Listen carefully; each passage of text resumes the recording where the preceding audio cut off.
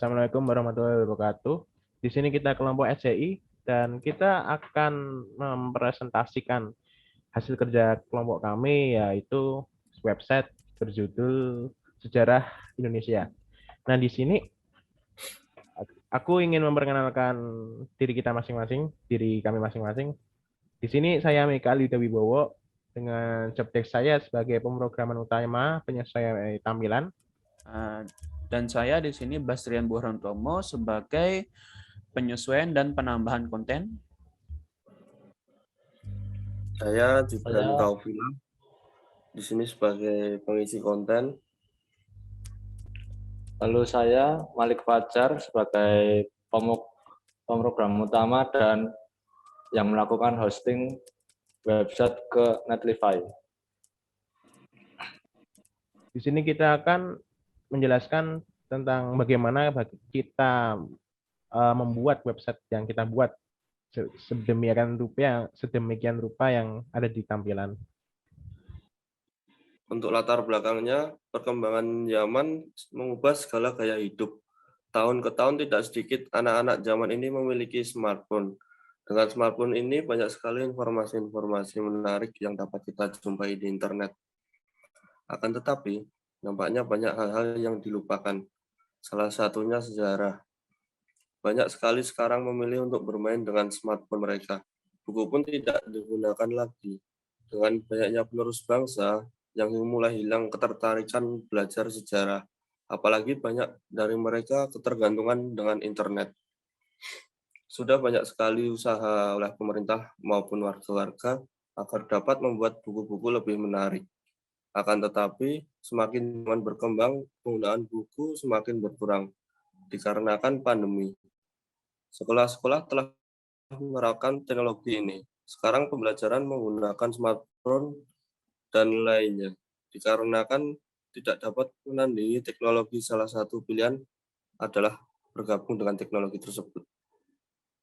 Jadi di sini kita memilih tema sejarah Indonesia dikarenakan latar belakang yang sudah dijelaskan oleh Mas Gibran, yaitu dengan menjelaskan atau memberikan edukasi tentang sejarah melalui website, kita bisa mengedukasi banyak orang tanpa adanya memasarkan buku. Karena dengan begitu, seseorang bisa mengakses sejarah Indonesia hanya dengan mengeklik atau mengetik website yang sudah ada sudah kami isikan, sudah kami pasangkan. Dan penjelasan tentang kenapa kita memilih tema warna merah dan putih, karena sebagai sebuah lambang, di mana lambang merah dan putih itu sebuah lambang negara, di mana lambang negara Indonesia berwarna merah dan putih. Bukan lambang, bendera Indonesia berwarna merah dan putih. Seperti itu. Dan selanjutnya kita akan mendemokan isi-isi apa aja atau bagaimana program ini bekerja dan apa coding-codingnya. Pertama kita akan dijelaskan oleh Mas Bastrian. Silakan Mas Bastrian. Di sini saya akan menjelaskan bagian navigation dan closer-nya. Di bagian navigation-nya kami ada home, about, dan search. Pada bagian home ini ya untuk bagian tampilan utamanya, sisanya. Dan di bagian about itu ya untuk tampilan setiap anggota dan penjelasan kenapa kami membuat website ini. Untuk bagian closer-nya ini kami ada beberapa hal tentang seperti sejarah Pulau Sumatera, sejarah Pulau Kalimantan, dan sejarah Pulau Jawa. Nah, di sini kami membuatnya agar website ini lebih menarik dan lebih serasa hidup. Soalnya setiap beberapa saat di bagian closer slide ini akan berpindah sendiri. Ya, jadinya ya serasa website itu ya lebih menarik lah. Nah, untuk pembuatan navigation dan closer ini seperti lihat pada bagian navigation ini ya sudah disesuaikan dengan pembelajaran, dan untuk penyusunannya kami menggunakan OE, LI, dan untuk bagian closer slide-nya itu pertama bagaimana cara kami menambahkannya. Di sini kan kami menambahkannya di bagian type closed caption, di mana isinya akan ya memisah setiap konten-konten yang ada di slide itu. Jadinya setiap konten itu ada pastinya type class closed caption. Nah, itu berlaku untuk setiap konten yang ada di slide. Terus supaya slide itu ya merespon dengan gerakan kita menambahkannya seperti dengan untuk geser kanan sama geser ke konten selanjutnya atau geser ke konten sebelumnya. Seperti ini, previous, the next itu ada di bagian samping-sampingnya ada anak panah. Ini itu ya bagian press the next tadi yang merespon saat kita tekan supaya ya tampilan itu lebih menarik lah. Dan untuk supaya bisa slide itu bergerak terus dalam beberapa saat, itu kami sesuai dengan pembelajaran Pratikum model 11, kami mengikuti program tersebut, dan di sini ada target close sejarah data slide 012. Nah, jadinya nanti slide-nya itu akan bergerak sesuai urutan data slide itu sebagai berikut ini. Jadinya dari awal yaitu slide pertama yaitu sejarah Pulau Jawa yang merupakan urutan ke-0. Terus slide sejarah Pulau Sumatera urutan 1, dan slide sejarah Pulau Kalimantan di mana urutan kedua. Jadinya mereka akan terus gerak sesuai urutan tersebut hingga nanti kalau setelah mencapai urutan kedua atau slide Pulau Kalimantan di mana urutan itu terakhir, nanti akan kembali lagi ke slide bagian 0 yaitu slide bagian Jawa. Nah, itu penjelasan dari saya tentang navigation dan cursor di website kami yang kami gunakan. Dan untuk selanjutnya nanti ini penjelasan dari Malik tentang isi konten di website ini. Selamat pagi semuanya. Di sini saya akan menjelaskan tentang bagian ini yang si our recommendation ini. Jadi di sini saya menggunakan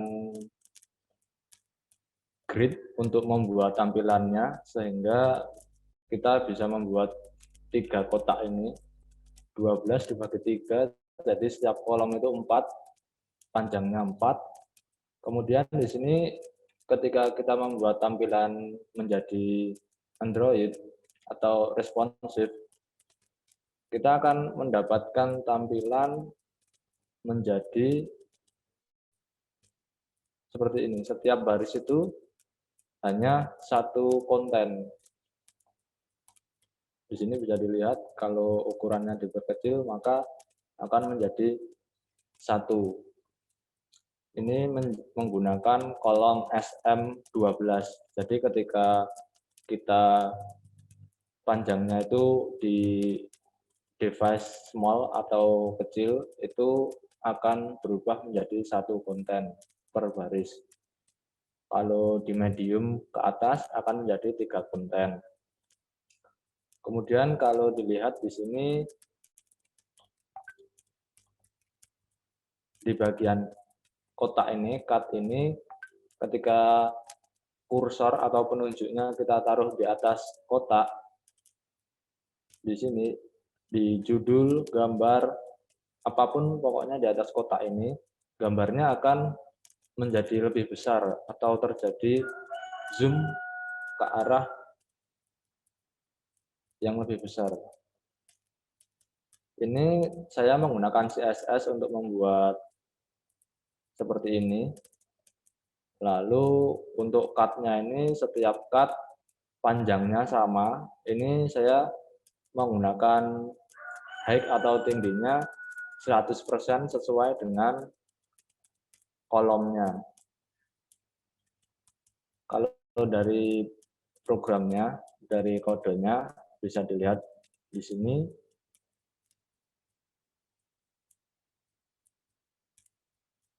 Nah, di sini ada container fluid. Ini untuk wadahnya supaya rata kanan kiri atau besarnya itu 100%. Lalu H3 atau header 3 untuk judulnya tadi, kemudian ini untuk kontennya.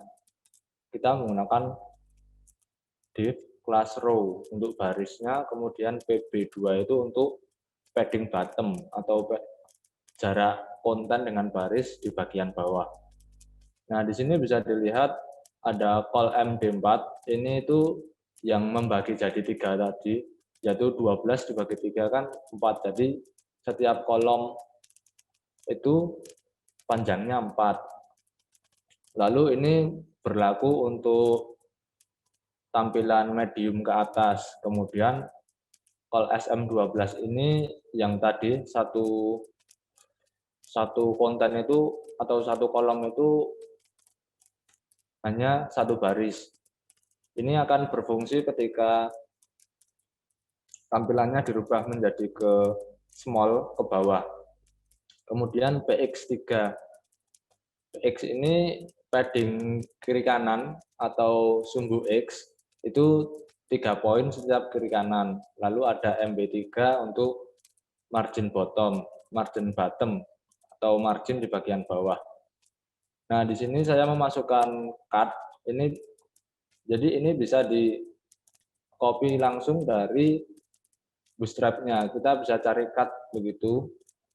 Lalu kita isikan kelasnya. Kelasnya ada cut, W-nya 100 supaya full atau penuh dengan kolomnya. Lalu H-nya juga 100 supaya H-nya itu sama terus setiap kolom. Kemudian kita memasukkan gambar menggunakan tag img. Lalu saya memasukkan di src ini nama filenya. Kelasnya ini juga sudah ada di template cut-nya yang di bootstrap. Lalu di kontennya ini menggunakan cut body, display-nya flag, lalu tipe flag-nya itu kolom. Jadi itu kolom itu ke bawah terus itu. Lalu untuk judul cut-nya kami menggunakan H5, kemudian menggunakan P atau tag P untuk paragrafnya, kemudian menggunakan tag anchor untuk tombolnya. Jadi tag anchor ini bisa menjadi tombol karena adanya kelas button dan button primary. Kemudian margin top-nya auto ini supaya tombolnya itu bisa selalu ada di bawah. Nah, seperti ini. Kalau dilihat, ini button-nya selalu di bawah semua, walaupun paragrafnya berbeda. Jadi ini otomatis ke bawah. Lalu kalau dilihat lagi, ini ada bayangannya setiap cut-nya, lalu bisa membesar gambarnya. Ini dibuat di bagian style CSS. Di sini bisa dilihat dot cut, ini untuk yang tadi membuat cut-nya. Untuk bordernya kami hilangkan, kemudian border radius itu yang di ujung-ujung ini, di pojok-pojok ini, kita buat jadi 15 pixel. Kemudian ada box shadow, ini untuk bayangannya ini. Lalu overflow hidden, ini supaya kalau gambarnya diperbesar tapi lebih besar dari card-nya nanti otomatis akan terpotong dan tidak melebihi dari bagian card.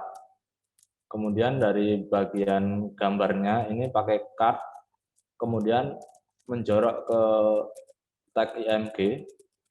Di sini kami atur untuk border radiusnya 25, ini di ujungnya ini 25, kemudian paddingnya 20. Jadi kalau dilihat di sini ada jarak antara card-nya dengan gambarnya, ini 20. Lalu transisi ini yang berfungsi untuk memperbesar gambar. Nah, ini transform nanti akan dipanggil di hover ini. Ini waktunya 0,5 detik, kemudian tipenya filter. Lalu transformasinya yes, in, out. Jadi masuk dan keluar. Lalu ketika kursornya itu ada di atas card atau di atas kartunya, nanti akan merubah tampilan gambarnya menjadi transform scale 1,1. Ini maksudnya gambarnya itu diperbesar 10%. Jadi gambarnya itu nanti akan 110%.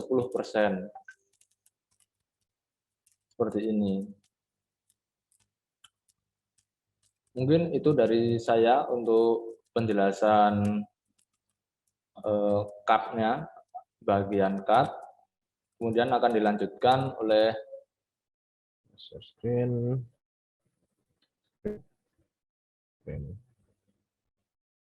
Udah kelihatan belum screen? Udah. Udah. Nah, di sini saya akan menjelaskan bagian footer ya. Nah, di footer ini berisikan apa ya, tentang upload singkat tentang apa sih itu sejarah Indonesia dan website ini apa gitu. Ada menu beranda yang akan ke indeks, dan ada menu about yang akan itu ke bagian ke about ini harusnya. Nah, untuk terus isinya juga ada itu, bentar. Susah. Oke, terus yang kedua ada informasi tentang kami, terus bagaimana ini masih template ya sebenarnya. Ini kita ya bagaimana kalian bisa untuk mengontak kami, dan juga ada masukan nama kalian dan masukan email untuk bagian subscribe ya. Nah, untuk codingnya, kelihatan belum codingnya? Kelihatan aja. Udah. Nah, di sini sebagai apa namanya? Sebagai gimana caranya terpisah itu bagian di container float ini dipisah dengan bagian section. Nah, di sini jadinya terpisah seperti ini. Lalu untuk yang kedua, untuk isinya bagaimana caranya membuat logo SCI di sini ada di bagian ini. Dan ini apa namanya ya, untuk ya sebagai seperti apa ya,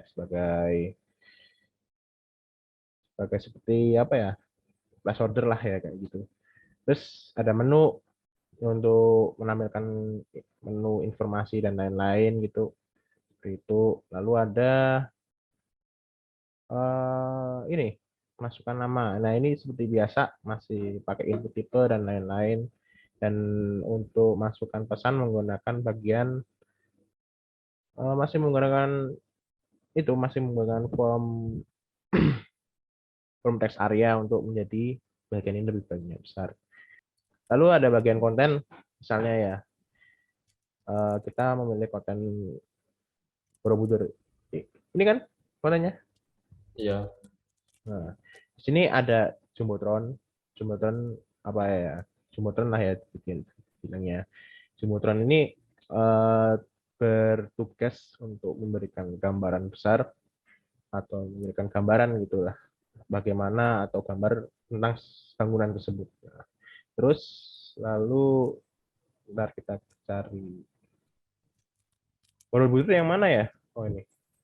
Nah, di sini untuk Jubrotron tersendiri itu ada di bagian ini. Ini Jubrotron. Ini Jubrotronnya. Di mana di sini kita memakai apa ya, memanggil gambar menggunakan bagian background image. Lalu atau menggunakan style lah ya, dimasukkan ke dalam style. Lalu di sini ada kelasnya bernama Jubrotron. Jubrotron Fluid berarti akan lebih besar daripada biasanya. Lebih apa ya, kalau bisa dibilang apa ya? Like, kalau pakai Fluid itu ya lebih besar ya kan, lebih mencakupnya lebih luas Ya, gitu. lebih luas. Terus ini ada tulisan sejarah Indonesia, sejarah Borobudur lah, sejarah Borobudur untuk bagian ini. Lalu untuk story kita menggunakan kontainer content batch. Ya berbeda dengan kontainer Fluid cover, jadi terpisah jadinya. Dan isinya sama, isinya ya sama lah ya, ada ya, biasa lah ya. Ada itu H3, H2 kelasnya juga ada gitu.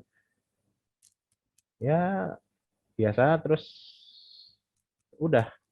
Untuk isinya biasa sih, karena isinya tidak memakai hal-hal khusus seperti itu. Oke, sekarang kita akan Malik Fajar akan menjelaskan bagaimana website ini berjalan, maksudnya website ini masuk ke dalam sebuah hosting. Silakan Malik Fajar. Oke, saya share screen dulu ya. Jadi di sini untuk melakukan hosting, kami menggunakan provider dari Netlify ya. Kenapa menggunakan Netlify? Pertama itu, Netlify itu gratis. Kedua, cara hostingnya mudah. Ketiga, untuk hosting itu kita bisa menggunakan repository GitHub yang sifatnya private. Jadi kode kita itu tidak terbuka untuk umum, tapi masih bisa diakses oleh Netlify yang akan dimunculkan hasilnya. Nah, di sini untuk cara hostingnya, kita bisa mengakses Netlify, bisa login dulu atau register dulu bila belum punya. Nah, di sini ada contohnya SJI, ini dari kelompok kami, lalu ada URL-nya atau alamatnya, bisa diakses. Dan ini tampilan website kami setelah diakses dari Netlify. Ini ada halamannya, URL-nya, sdi.netlify.app. Nah, bagaimana cara membuatnya ini? Pertama, di sini kita buat di halaman set ini, kita add new set, kemudian kita deploy manual atau import in existing project. Ya, import an existing project. Nah, ini project kita yang sudah ada, kita akan import. Nah, di sini ada caranya, kita bisa pakai GitHub, GitLab, dan lain-lain, bisa dilihat. Nah, saya itu mau mengimport dari GitHub saya yang saya buat privat repositorinya. Jadi orang lain yang selain kontributor tidak bisa mengakses kodenya. Kita bisa pilih di GitHub-nya, lalu akan ada pesan untuk masuknya. Silahkan masuk GitHub dulu, bila belum masuk, kemudian kita di sini bisa cari repositori kita, apa yang ingin kita hosting. Nah, ini contohnya yang privat, ada fpppw, ini repositori saya untuk final project. Lalu seperti biasa kita atur untuk branch-nya yang apa, yang main itu yang utama dari repositori ini, kemudian base directory jika ada file subfile yang ingin kita gunakan untuk di hosting, kemudian kita deploy set. Kita tunggu. Di sini ada pesan bahwa website sedang dalam progres. Kita tunggu sampai berhasil. Nah, di sini juga ada pesannya atau history deploy-nya, ada building untuk pembuatannya. Lalu coba kita reload. Nah, ini berarti sudah selesai karena di sini sudah ada tulisan published. Ini teman-teman bisa klik aja di URL ini di bawahnya ini, klik kanan, open new. Nah, di sini sudah terhosting otomatis dengan alamat yang disediakan dari Netlify. Untuk codingnya bisa dilihat di github.com/fwppw. Nah, ini sifatnya privat ya. Bisa dilihat ini ada tulisan privat, jadi tidak bisa diakses oleh sembarangan orang. Tapi websitenya ini bisa diakses oleh semua orang. Hanya kodenya saja yang tidak bisa. Lalu Netlify ini sifatnya bisa sinkronus ya. Jadi ketika kita mengubah di GitHub, maka website kita akan otomatis berubah. Sekian penjelasan dari hosting dari saya. Terima kasih sudah mendengarkan dan juga menyaksikan presentasi kami. Kami dari kelompok SCI Sejarah Indonesia mengucapkan terima kasih sebanyak-banyaknya. Wassalamualaikum warahmatullahi wabarakatuh.